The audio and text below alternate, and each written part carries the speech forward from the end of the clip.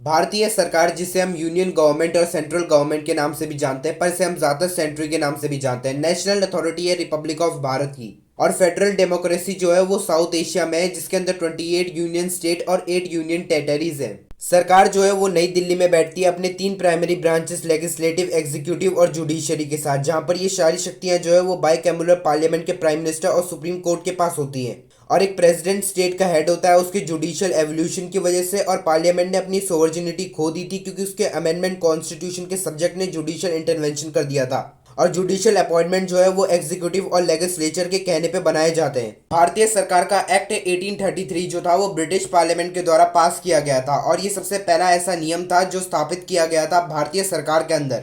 भारतीय सरकार को वेस्ट मिनिस्टर सिस्टम के रूप में बनाया गया है, और यूनियन गवर्नमेंट जो है वो एग्जीक्यूटिव, लेजिस्लेचर और जुडिशरी का कॉम्बिनेशन है, जहां पर ये सारी शक्तियां जो है संविधान के रूप में पार्लियामेंट के प्राइम मिनिस्टर और सुप्रीम कोर्ट के पास होती हैं। और भारत का प्रेसिडेंट जो है वो स्टेट्स का हेड होता है, और कमांड इन चीफ होता है भारतीय आर्म फोर्सेस का। और चुना हुआ प्राइम मिनिस्टर जो होता है वो एग्जीक्यूटिव्स का हेड होता है, और उसकी मदद से वह यूनियन गवर्नमेंट को चलाता है। और पार्लियामेंट जो है वो बाइकैमुलर नेचर की है, और लोकसभा को लोग लोअर हाउस भी कहते हैं और राज्यसभा को अपर हाउस भी कहते हैं। जुडिशरी सिस्टम जो है वो कंटेन करता है कई सारे सुप्रीम कोर्ट को, और 25 हाई कोर्ट्स को, और भी बहुत सारे कोर्ट्स को, और सारे के सारे 4 सुप्रीम कोर्ट्स को। सभी नागरिक और आपराधिक कानून जिसकी मदद से भारत के लोगों को कंट्रोल किया जाता है बड़े ही मेजर पार्लियामेंट्री लेजिस्लेचर में, जैसे कि civil procedure code, penal code और क्रिमिनल प्रोसीजर कोड। जहां पर यूनियन गवर्नमेंट और सभी अलग अलग स्टेट गवर्नमेंट के पास एग्जीक्यूटिव, लेजिस्लेचर और जुडिशरी ब्रांचेस है। और लीगल सिस्टम जो है यूनियन और सभी अलग अलग स्टेट गवर्नमेंट का वो इंग्लिश पर बेस्ड है, लॉ के तहत। और भारत का पूरा नाम रिपब्लिक ऑफ भारत और रिपब्लिक ऑफ इंडिया है, और ये दोनों ही भारत के ऑफिशियल नेम है। और भारत के इस नाम का इस्तेमाल कॉन्स्टिट्यूशन यानी कि संविधान में, और भारत की करेंसीज में, ट्रीटीज में और लीगल केसेस में इस्तेमाल किया गया है। और यूनियन गवर्नमेंट और सेंट्रल गवर्नमेंट भारतीय सरकार को इस्तेमाल करती है ऑफिशियली और अनऑफिशियली, ताकि वो गवर्नमेंट ऑफ भारत को रिप्रेजेंट कर पाए। और न्यू दिल्ली जो है वो ज्यादातर इस्तेमाल की जाती है मैनोटोमी के लिए। यूनियन गवर्नमेंट और seat central government new Delhi में है। भारत में लेजिस्लेचर की शक्तियों का उपयोग पार्लियामेंट के द्वारा किया जाता है, और बाइकैमुलर लेजिस्लेचर के अंदर राज्यसभा और लोकसभा आती हैं, जो दोनों के दोनों पार्लियामेंट के ही घर हैं। और राज्यसभा को काउंसिल ऑफ स्टेट भी कहा जाता है, जो अपर हाउस है। और अपर हाउस के मेंबर्स को अपॉइंट किया जाता है प्रेसिडेंट के द्वारा, इलेक्ट किया जाता है स्टेट और टेरिटोरियल लेजिस्लेचर के द्वारा। और लोकसभा को लोअर हाउस भी कहते हैं। पार्लियामेंट के पास नहीं तो पूरा नियंत्रण है और नहीं पूरी सोवर्जिनिटी है, और कानून के मुताबिक सब्जेक्ट जुडिशियल रिव्यू जो है वो सुप्रीम कोर्ट में होगा। पर कुछ भी हो, एक्सरसाइज की जाती है कुछ नियंत्रण करने वाली प्रक्रिया एग्जीक्यूटिव्स के ऊपर। और जितने भी मेंबर होते हैं काउंसिल ऑफ मिनिस्टर के, प्राइम मिनिस्टर के, वो पार्लियामेंट से या तो इलेक्ट होकर आए होते हैं 6 महीने के लिए, ताकि वो अज्यूम कर पाए ऑफिस को। और काउंसिल जो है वो खुद ही जिम्मेदार है लोकसभा के लिए, और लोकसभा जो है वो कुछ समय के लिए होता है और कभी भी टूट सकता है जैसी पार्टी अपनी पावर हारती है। और राज्यसभा वहीं पर ही एक परमानेंट घर है, और वो कभी भी नहीं टूटता, और उसके लोग जो है वो 6 साल के लिए इलेक्ट होकर आए होते हैं। सरकारी एग्जीक्यूटिव वो अकेली अथॉरिटी होती है जो जिम्मेदार होती है हर रोज के एडमिनिस्ट्रेशन, स्टेट ब्यूरोक्रेसी के लिए। और अलग हो चुकी शक्तियों की ब्रांचेस ऑफ गवर्नमेंट जो है वो सेंट्रल रिपब्लिकन आइडिया है अलग हो चुकी शक्तियों के लिए। प्रेसिडेंट कमांड इन चीफ होते हैं भारतीय आर्म फोर्सेस के, और भारत के प्रेसिडेंट के पास एक शक्ति होती है जिसकी मदद से वह किसी भी केस से आपको बचा सकते हैं, एक बार ज्यादातर की मौत के केसेस से।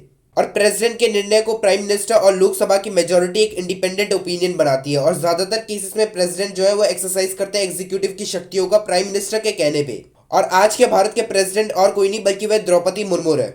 वाइस प्रेसिडेंट भारत का दूसरा सबसे बड़ा संवैधानिक पद होता है भारत में प्रेसिडेंट के बाद। और वाइस प्रेसिडेंट रिप्रेजेंट करता है नेशन को जब प्रेसिडेंट मौजूद नहीं होता, या तो जब वे अपने पद से इस्तीफा दे रहे होते हैं, उस समय वाइस प्रेसिडेंट भी प्रेसिडेंट की तरह काम कर सकते हैं। और वाइस प्रेसिडेंट के पास लेजिस्लेटिव फंक्शन होता है जिसकी मदद से वो राज्यसभा के चेयरमैन की तरह भी काम कर सकते हैं। और वाइस प्रेसिडेंट जो है वो इलेक्ट किए जाते हैं इनडायरेक्टली इलेक्टोरल कॉलेजेस के मेंबर्स के द्वारा, जहां पर भारत के पार्लियामेंट के दोनों मेंबर जो है हाउसेस वो वहां पर मौजूद होते हैं। और ये लोग the system of proportional representative employing single transferable vote को फॉलो करते हैं। और जो वोटिंग है सीक्रेट बैलेट की वो कंडक्ट की जाती है इलेक्शन कमीशन के द्वारा। भारत के प्रधानमंत्री को एड्रेस किया जाता है भारत के संविधान के द्वारा। और जो चीफ एग्जीक्यूटिव होते हैं सरकार के, वो लीडर होते हैं मेजोरिटी पार्टी के, और वो रखते हैं अपने पास एक मेजोरिटी लोकसभा में। और प्राइम मिनिस्टर जो है वो इनको लीड करता है एग्जीक्यूटिव को गवर्नमेंट ऑफ भारत की वजह से। प्राइम मिनिस्टर सीनियर मेंबर होते हैं cabinet executive government parliamentary system के, और जो प्राइम मिनिस्टर है वो किसी को भी चुन सकते हैं और निकाल सकते हैं कैबिनेट से, और गवर्नमेंट के मेंबर्स को भी पोस्ट वही देते हैं। और प्रेसाइडिंग मेंबर और चेयरमैन की कैबिनेट जो है वो रिस्पॉन्सिबल होते हैं लेजिस्लेशन प्रपोजल के लिए। और प्राइम मिनिस्टर के इस्तीफे या फिर मौत से कैबिनेट भंग हो जाता है। और प्राइम मिनिस्टर को अपॉइंट किया जाता है प्रेसिडेंट के द्वारा एग्जीक्यूटिव अफेयर एडमिनिस्ट्रेशन के। और भी कई सारे एग्जीक्यूटिव्स होते हैं, cabinet minister, agency secretary, minister, department of government of Bharat, civil services और कैबिनेट सेक्रेटरी।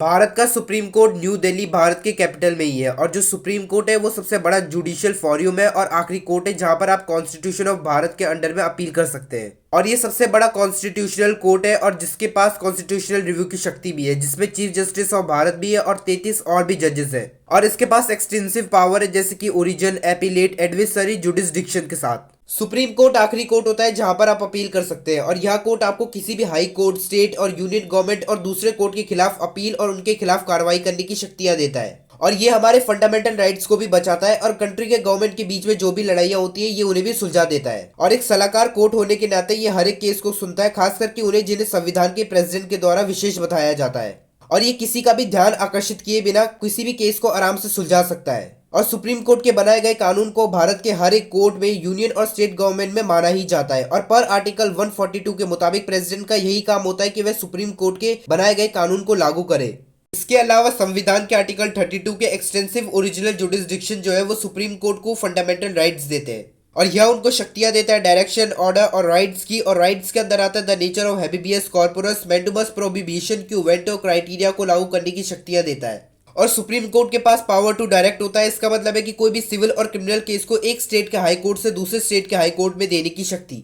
और प्रोसीडिंग जो होती है सुप्रीम कोर्ट की, और जजमेंट और ऑर्डर्स को बनाया जाता है सब ऑर्डिनेट कोर्ट्स के द्वारा। और बाद में सुप्रीम कोर्ट इस चीज पे भी गौर करने लगा कि लोग किस चीज में ज्यादातर इन्वॉल्व रहते हैं, और ये किया जाता है ग्रुप में या तो अकेले रहकर, फाइलिंग कोर्ट में जाकर। और इसमें एड्रेस किया जाता है लेटर को चीफ जस्टिस ऑफ भारत को, और उसे हाईलाइट किया जाता है पब्लिक इंपॉर्टेंस फॉर रेडिस के, और इसे हम कहते हैं पब्लिक इंटरेस्ट लिटिगेशंस के नाम से।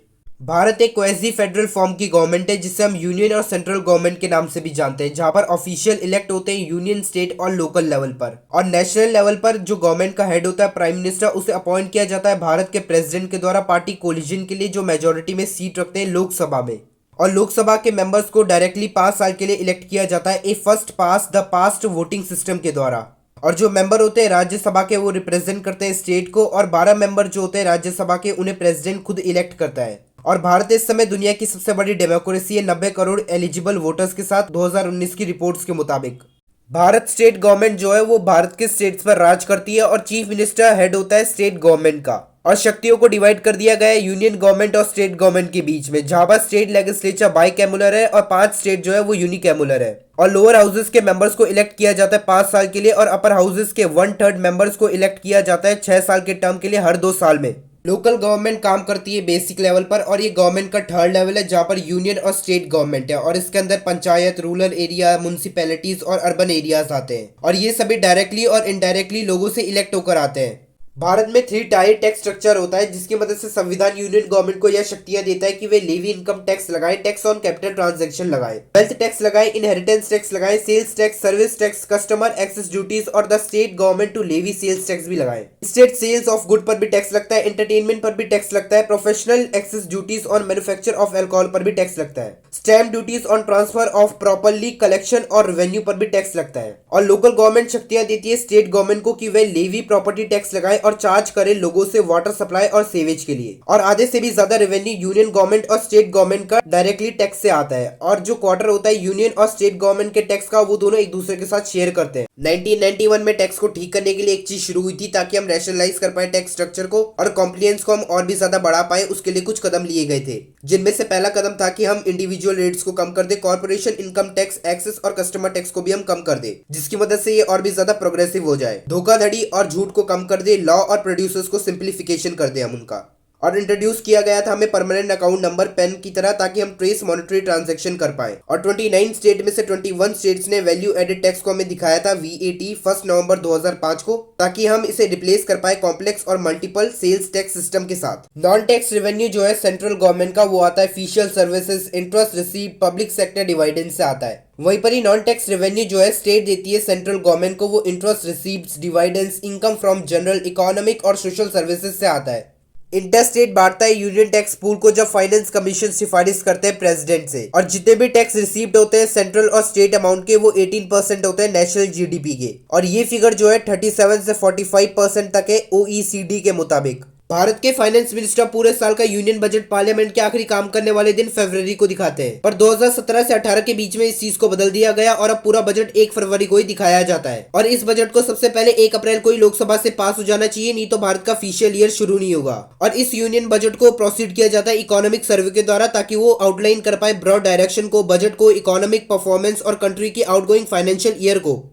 भारत का नॉन डेवलपमेंट रेवेन्यू 2003 से 2004 के बीच में 5% से बढ़ा था और 1986 से 1991 के बीच में ये 10 गुना ज्यादा तेजी से बढ़ा था। और इंटरेस्ट पेमेंट जो होता है सिंगल लार्जेस्ट आइटम का, वो भी बढ़ा था और अकाउंट पर ये 40 गुना ज्यादा तेजी से बढ़ा था। और जितना भी नॉन डेवलपमेंट था उसे बढ़ाने के लिए 2003 से 2004 के बीच में बजट को बढ़ाया गया था। और भारत के डिफेंस बजट को भी बढ़ाया गया था, ताकि भारत खुद को चारों तरफ से सुरक्षित कर पाए और अपने पड़ोसी देशों से खुद की रक्षा कर पाए। और 2020 से 21 के बीच में भारत का डिफेंस बजट जो था वो 4.71 ट्रिलियन का था, जो यूएस डॉलर में 69 बिलियन डॉलर का होता है। 2023 में 5.5 ट्रिलियन का है। 2009 में कई सारे मिनिस्टर और 543 इलेक्टेड मिनिस्टर जो थे पार्लियामेंट के, उनके ऊपर करप्शन और मर्डर का केस लगा था। और इस स्कैम में बहुत ही हाई लेवल के गवर्नमेंट ऑफिसर भी थे, जैसे कि कैबिनेट मिनिस्टर और चीफ मिनिस्टर। और इनके 2010 के स्कैम में से एक था कॉमनवेल्थ गेम स्कैम, जिसमें से इन्होंने 700 करोड़ कमाए थे और 2023 में ये 1 ट्रिलियन का हो गया। आदर्श हाउसिंग सोसाइटी स्कैम और कोल माइनिंग स्कैम जो 1.86 ट्रिलियन का था और 2023 में यह 4.2 ट्रिलियन का हो गया है। और माइनिंग कैंडल कर्नाटक में क्रैश हुआ था वोटिंग कैंडल्स के लिए।